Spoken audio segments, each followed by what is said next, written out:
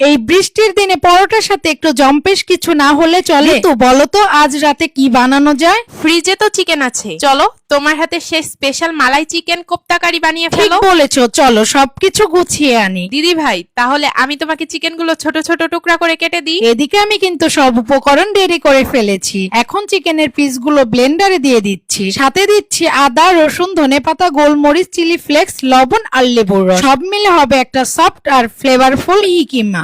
ঋতু এখন বল বানাবে, আমিও একটু সাহায্য করি। বলুন তো কারটা দেখতে বেশি সুন্দর? কমেন্টে জানাও ঋতু নাকি আমি। এবার আমি বানাচ্ছি সেই স্পেশাল মশলার পেস্ট। পেঁয়াজ, রসুন, কাঁচামরিচ, আদা, কাঠবাদাম আর জল সব মিলে মাখো মাখো একটা পেস্ট। চলো এবার কড়াই বসাই। তেলটা গরম হলে বলগুলো লো টু মিডিয়াম হিটে হালকা ভেজে নেব। খেয়াল রাখতে হবে বলগুলো যেন বেশি ভাজা না হয়, বেশি ভাজলে কিন্তু শক্ত হয়ে যাবে। এদিকে আমি পেঁয়াজ ভেজে বেরেস্তা বানিয়ে ফেললাম। ওই তেলে এবার ফোড়ন দিলাম এলাচ, দারুচিনি আর শুকনো মরিচ। তারপর সেই পেস্ট, সাথে জিরার গুঁড়া, ধনিয়ার গুঁড়া, লাল মরিচ গুঁড়া আর লবণ, একটু টক দইও দিলাম। চিকেনের বলগুলো দিয়ে নেড়ে চেড়ে মিশিয়ে নিচ্ছি। তারপর একটু দুধ দিয়ে ঢেকে দিচ্ছি আর ঢাকনা খুলে অ্যাড করব বেরেস্তা আর একটু চিনি। সব শেষে গরম মশলা, কাঁচা মরিচ আর ধনিয়া পাতা ছড়িয়ে দিই। মালাই চিকেন কোপ্তা কারি রেডি। একটু ঘিও অ্যাড করেছি। কি ঋতু, এবার পরোটার সাথে জমে যাবে নাকি?